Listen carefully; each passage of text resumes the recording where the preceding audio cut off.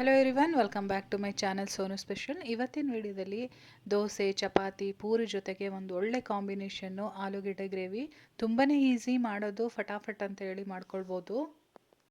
ವಿಡಿಯೋನ ಶುರು ಮಾಡೋದಕ್ಕಿಂತ ಮುಂಚೆ ಚಾನಲ್ಗೆ ಇನ್ನೂ ಸಬ್ಸ್ಕ್ರೈಬ್ ಮಾಡ್ಕೊಂಡಿಲ್ಲ ಅಂದರೆ ಈ ಕೂಡಲೇ ಸಬ್ಸ್ಕ್ರೈಬ್ ಮಾಡ್ಕೊಳ್ಳಿ. ಮೊದಲನೇದಾಗಿ ನಾನಿಲ್ಲಿ ಅರ್ಧ kg ಆಲೂಗೆಡ್ಡೆನ ಈ ರೀತಿ ಬೇಯಿಸಿ ಕಟ್ ಮಾಡಿಬಿಟ್ಟು ಬೇಯಿಸಿದ್ದೆ. ಯಾಕೆಂದರೆ ಬೇಗ ಬೇಯುತ್ತೆ ಈ ರೀತಿ ಕಟ್ ಮಾಡಿ ಬೇಯಿಸೋದ್ರಿಂದ. ಚೆನ್ನಾಗಿ ಬೇಯಿಸ್ಕೊಂಡಿದ್ದೀನಿ. ಇವಾಗ ಎಲ್ಲದನ್ನು ಕೂಡ ಮ್ಯಾಶ್ ಮಾಡ್ಕೊಳ್ತಾ ಇದ್ದೀನಿ.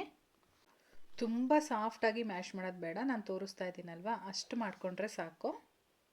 ನಾವು ನಾರ್ಮಲಾಗಿ ಆಲೂಗೆಡ್ಡೆ ಪಲ್ಯ ಮಾಡ್ತೀವಲ್ವ, ಅದಕ್ಕಿಂತನೂ ಚೆನ್ನಾಗಿರುತ್ತೆ, ಒಂದು ಕೈ ಮೇಲೆ ಅಂತಲೇ ಹೇಳ್ಬೋದು. ಮತ್ತು ಮಾಡೋದು ಅಷ್ಟೇ ತುಂಬಾ ಈಸಿ ಮೆಥಡಲ್ಲಿ ಮಾಡ್ಬೋದು. ಬನ್ನಿ ಶುರು ಮಾಡೋಣ. ಆಲೂಗೆಡ್ಡೆ ಎಲ್ಲ ಮ್ಯಾಶ್ ಮಾಡ್ಕೊಂಡಾದಮೇಲೆ ಸ್ಟವ್ ಮೇಲೆ ಒಂದು ಕಡಾಯಿ ಇಟ್ಕೊಂಡಿದ್ದೀನಿ. ಇದಕ್ಕೆ ಒಗ್ಗರಣೆಗೆ ಅಂತ ಹೇಳ್ಬಿಟ್ಟು 3-4 ಸ್ಪೂನಷ್ಟು ಎಣ್ಣೆ ಹಾಕ್ತಾಯಿದ್ದೀನಿ. ಒಗ್ಗರಣೆಗೆ ನಾನಿಲ್ಲಿ ಪಲಾವ್ ಎಲೆ ಹಾಕಿದ್ದೀನಿ, ಹಾಗೆ ಒಂದು 4-5 ಲವಂಗ ಹಾಕಿದ್ದೀನಿ, ಜೊತೆಗೆ ಚಕ್ಕೆ ಹಾಕಿದ್ದೀನಿ, 1-2 ಇಂಚಷ್ಟು. ಒಂದು 20 ಸೆಕೆಂಡ್ ಫ್ರೈ ಆದಮೇಲೆ ನಾನಿಲ್ಲಿ ಒಂದು ದೊಡ್ಡ ಗಾತ್ರದ ಈರುಳ್ಳಿನ ಚಿಕ್ಕ ಚಿಕ್ಕದಾಗಿ ಕಟ್ ಮಾಡಿಕೊಂಡು ಸೇರಿಸ್ಕೊಳ್ತಾ ಇದ್ದೀನಿ. ಇವಾಗ ಎಣ್ಣೆಯಲ್ಲಿ ಚೆನ್ನಾಗಿ ಬಾಡಿಸ್ಕೊಳ್ಬೇಕು. ಈರುಳ್ಳಿ ಇಲ್ಲಿ ಸ್ವಲ್ಪ ಟ್ರಾನ್ಸ್ಪರೆಂಟಾಗಿ ಫ್ರೈ ಆಗಬೇಕು, ಅಲ್ಲಿವರೆಗೂ ಫ್ರೈ ಮಾಡ್ಕೊಳ್ಬೇಕಾಗತ್ತೆ. ಅದಕ್ಕೆ ಮುಂಚೆ ನಾನಿಲ್ಲಿ ಒಂದು ಅರ್ಧ ಟೀ ಸ್ಪೂನಷ್ಟು ಜೀರಿಗೆ ಸೇರಿಸ್ತಾ ಇದ್ದೀನಿ ಒಗ್ಗರಣೆಗೆ.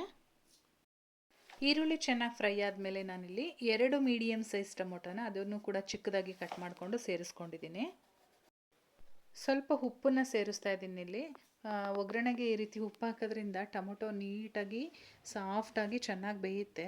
ಹಾಗೆ ನಾನಿಲ್ಲಿ 1 ಟೀ ಸ್ಪೂನಷ್ಟು ಖಾರದ ಪುಡಿ ಹಾಕಿದ್ದೀನಿ, ಒಂದು ಅರ್ಧ ಟೇಬಲ್ ಸ್ಪೂನಷ್ಟು ಧನಿಯಾ ಪುಡಿ ಹಾಕಿದ್ದೀನಿ, ಜೊತೆಗೆ ಒಂದು 1/4 ಟೀ ಸ್ಪೂನಷ್ಟು ಅರಿಶಿನ ಪುಡಿ ಸೇರಿಸಿದ್ದೀನಿ.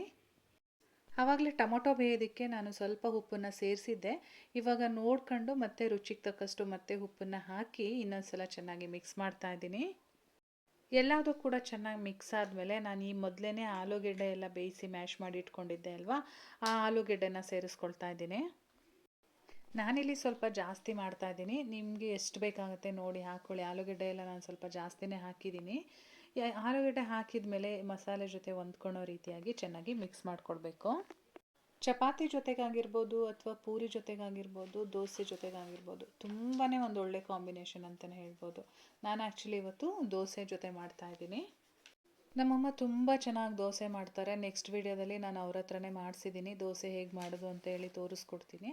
ಸೊ ಇವಾಗ ಎಲ್ಲದೂ ಚೆನ್ನಾಗಿ ಮಿಕ್ಸ್ ಆದಮೇಲೆ ನಾನಿಲ್ಲಿ ಗ್ರೇವಿ ಕನ್ಸಿಸ್ಟೆನ್ಸಿಗೆ ಬರಬೇಕು. ಹಾಗಾಗಿ ನಮಗೆ ಎಷ್ಟು ನೀರು ಬೇಕಾಗುತ್ತೋ ಅಷ್ಟು ನೋಡಿ ನೀರನ್ನು ಸೇರಿಸ್ಕೊಂಡು ಚೆನ್ನಾಗಿ ಮಿಕ್ಸ್ ಮಾಡಿಕೊಡ್ಬೇಕು.